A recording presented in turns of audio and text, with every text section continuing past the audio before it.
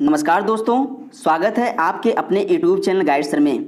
जैसा कि आज हम आप लोग को बताएंगे कि बीएचयू पीईटी रिजल्ट 2020 जो 25 सितंबर को जारी कर दिया गया है। आप बीएचयू के आधिकारिक वेबसाइट पर जाकर आप अपने रिजल्ट को चेक कर सकते हैं। जैसा कि बीएचयू पीईटी रिजल्ट 2020 डिक्लेयर कर दिया गया है और बीएचयू ने शुक्रवार को ट्वीट कर कहा कि विभिन्न स्नातकोत्तर पाठ्यक्रमों में प्रवेश के लिए देश के 202 शहरों में 24 से 31 अगस्त 2020 तक आयोजित प्रवेश परीक्षाओं के परिणाम घोषित कर दिए गए हैं। बनारस हिंदू विश्वविद्यालय यानी बीएचयू ने अपने आधिकारिक वेबसाइट पर थ्योरी परीक्षाओं के लिए पोस्ट ग्रेजुएट प्रवेश परीक्षा पीईटी 2020 का रिजल्ट शुक्रवार 25 सितंबर 2020 को जारी कर दिया है।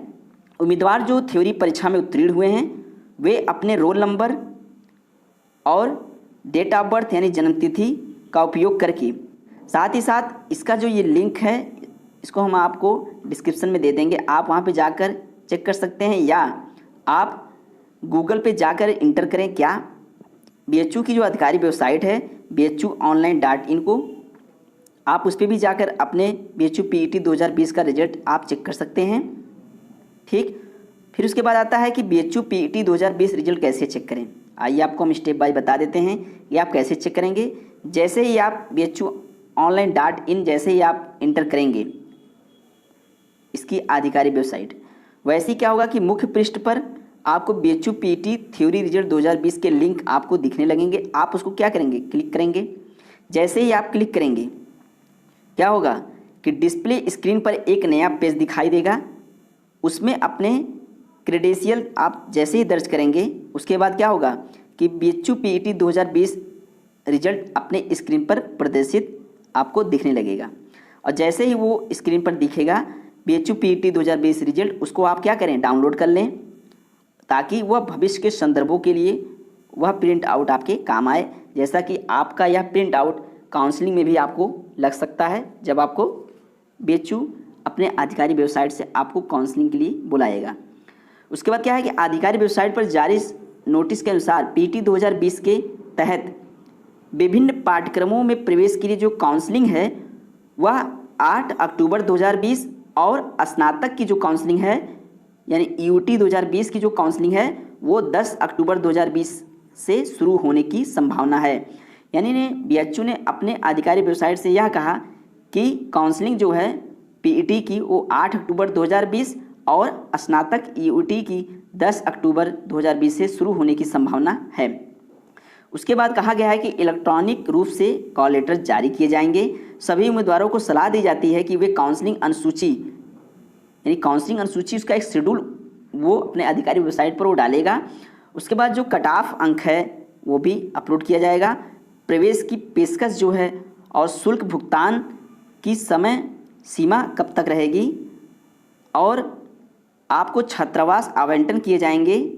सारे इन्फॉर्मेशन का जो ब्यौरा होगा वो आपके उस पोर्टल पे आपको भेजा जाएगा ताकि आप लोग को पता चल जाए कि हमें हॉस्टल भी मिल रहा है या नहीं मिल रहा है, या हॉस्टल कितने इंडेक्स का मिल रहा है। सारा इन्फॉर्मेशन वो अपने आधिकारिक वेबसाइट पर वो अपलोड करेगा।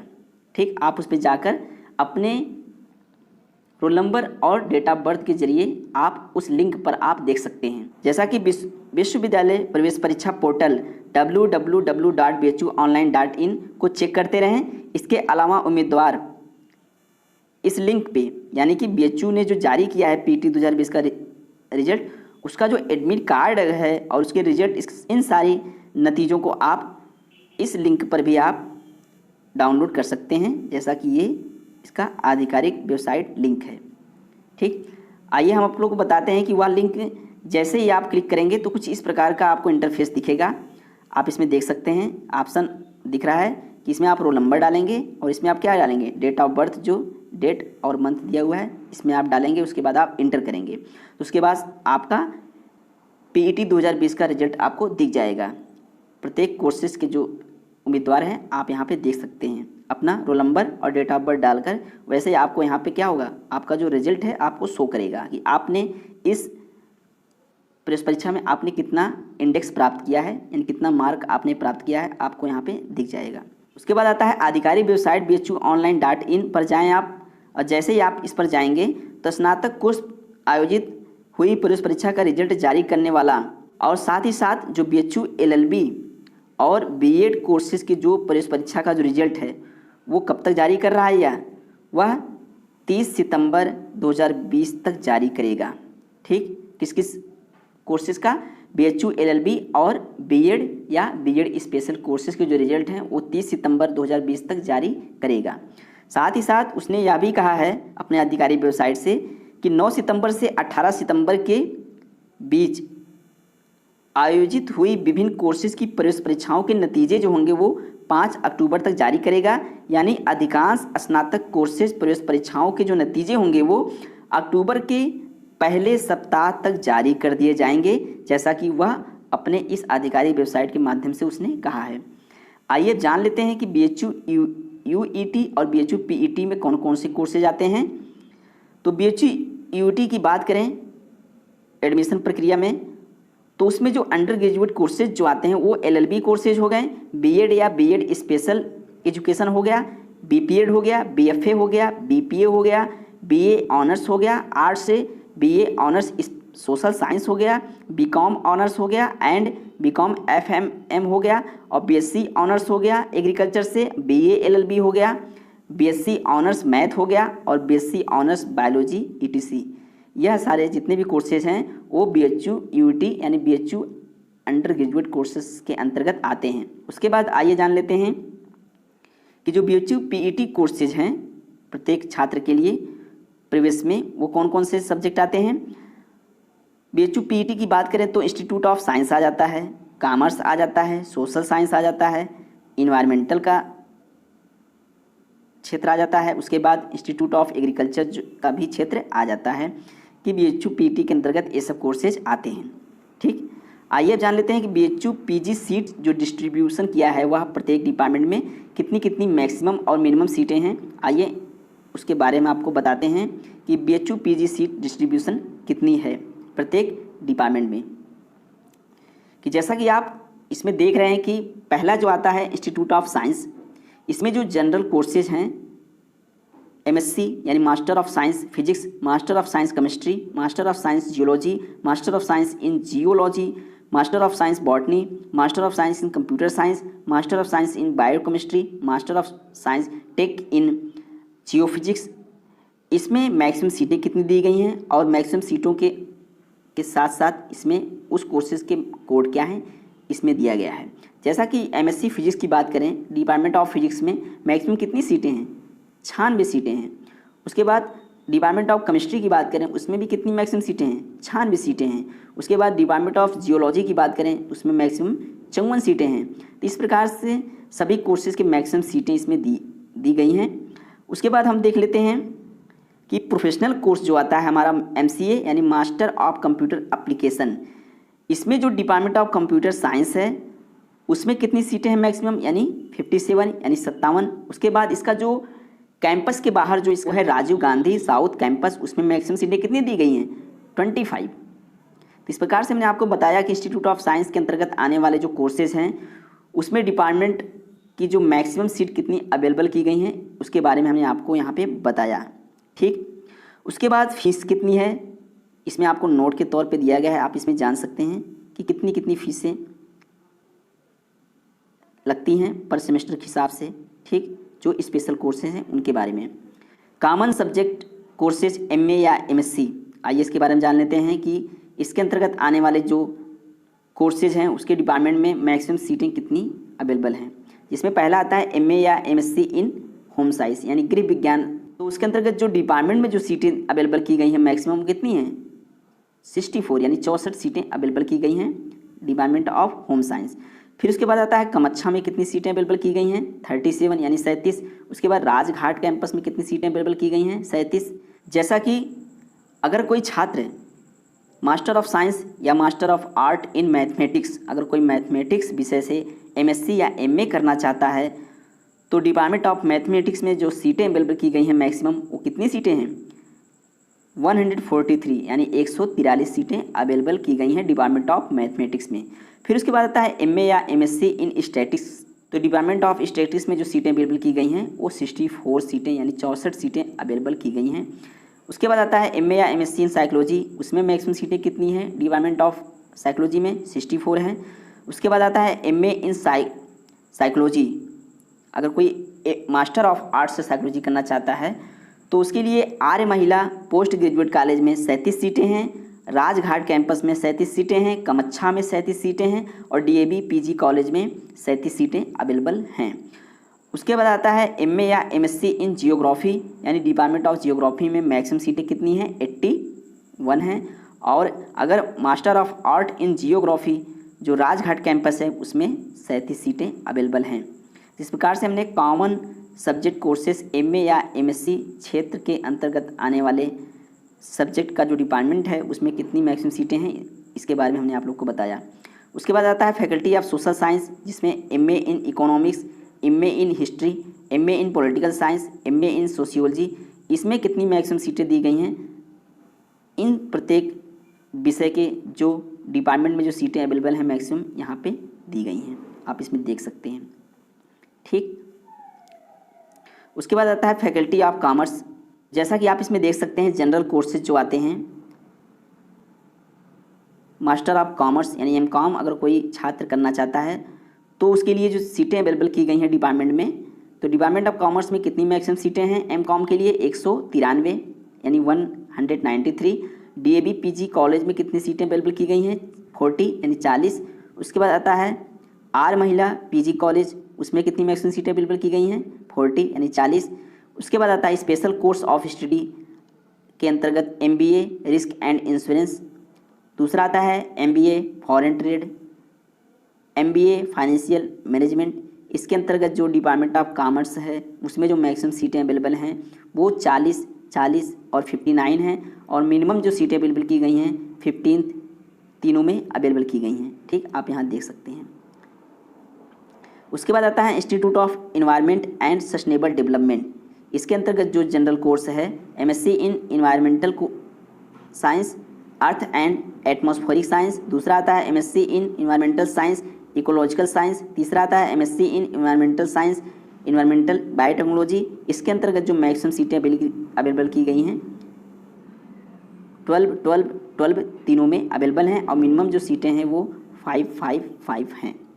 उसके बाद आता है स्पेशल कोर्स ऑफ स्टडी जो है उसके अंतर्गत जो कोर्स है master of science in environmental science यानी एनवायरमेंटल टेक्नोलॉजी के अंतर्गत जो department of environment and sustainable development के अंतर्गत जो मैक्सिमम सीट है वो कितनी है डिपार्टमेंट में? 40 है और मिनिमम कितनी है? 10 है। तो इस प्रकार से हमने आप लोग को बताया कि कितनी कितनी सीटें अवेलेबल हैं प्रत्येक डिपार्टमेंट में। उसके बाद आता है इंस्टीट्यूट ऑफ मेडिकल साइंस, उसमें जो प्रोफेशनल कोर्सेज हैं master of science in health statics, उसके अंतर्गत जो डिपार्टमेंट है उसमें कितनी मैक्सिमम सीटें हैं? उसमें 20 सीटें अवेलेबल हैं। ठीक, फिर उसके बाद आएगा आपका फैकल्टी ऑफ एजुकेशन की बात कर लें। फैकल्टी ऑफ एजुकेशन जो यूटी के क्षेत्र के अंतर्गत आता है, उसमें अगर कोई छात्र एमएड करना चाहता है यानी कि बीएड के बाद जो एमएड होता है वो अगर कोई छात्र करना चाहता है उसके अंतर्गत जो डिपार्टमेंट में सीटें अवेलेबल हैं, तो डिपार्टमेंट ऑफ एजुकेशन कमच्छा में यानी कुल कितनी सीटें मैक्सिमम हैं? 62 हैं। राजघाट कैंपस में कितनी है? 62 है। उसके बाद आर्य महिला पीजी कॉलेज में कितनी सीटें हैं? 62 हैं। फिर उसके बाद दूसरा जो कोर्स आता है एमएड स्पेशल एजुकेशन के लिए, उसमें डिपार्टमेंट ऑफ एजुकेशन कमच्छा में कितनी सीटें मैक्सिमम अवेलेबल हैं? 15 सीटें अवेलेबल हैं। आइए अब जान लेते हैं कि apply for admission academic section 2020 से 21 तक। तो इस प्रकार का कुछ इंटरफेस आपको दिखेगा। आप इसमें जाकर अंडर ग्रेजुएट प्रोग्राम यानी स्नातक के जो उम्मीदवार होंगे आप इसमें जाके आप देख सकते हैं कि एडमिशन प्रक्रिया कैसे कैसे है। आप इसमें सारे इंस्ट्रक्शन को आप जाके इसमें पढ़ें और उसको आप देख सकते हैं कि क्या क्या इसमें इन्फॉर्मेशन बुलेटिन यूईटी 2020 का दिया गया है। अप्लाई फॉर एडमिशन कैसे कैसे था आप इसमें आप जाके देख सकते हैं। एडमिट कार्ड यूटी 2020 का भी आप यहाँ से डाउनलोड कर सकते हैं। इन सारी चीज़ों को इसमें आपको दिया गया है। उसके बाद आता है पोस्ट ग्रेजुएट, सेम यूटी के अंतर्गत इसमें भी आप इस प्रोसेस को करके आप यहाँ से एडमिट कार्ड पीटी 2020 भी आप डाउनलोड कर सकते हैं। ठीक, और जो रिजल्ट अभी जो डिक्लेयर किए गए हैं आप यहाँ से आप देख सकते हैं। उसके बाद स्पेशल कोर्सेज जो आते हैं उनके जो रिजल्ट हैं या उनके जो इन्फॉर्मेशन बुलेटिन है आप यहाँ से आप जाके देख सकते हैं। उसके बाद आता है कि BHU काउंसलिंग 2020, जैसा कि 2029 नहीं, BHU काउंसलिंग 2020, जैसा कि इस तरह का इंटरफेस आपको दिखेगा। ये होम है, अबाउट द यूनिवर्सिटी के बारे में आप जान सकते हैं, अप्लाई फॉर एडमिशन कैसे कैसे है आप इसमें जाके देख सकते हैं।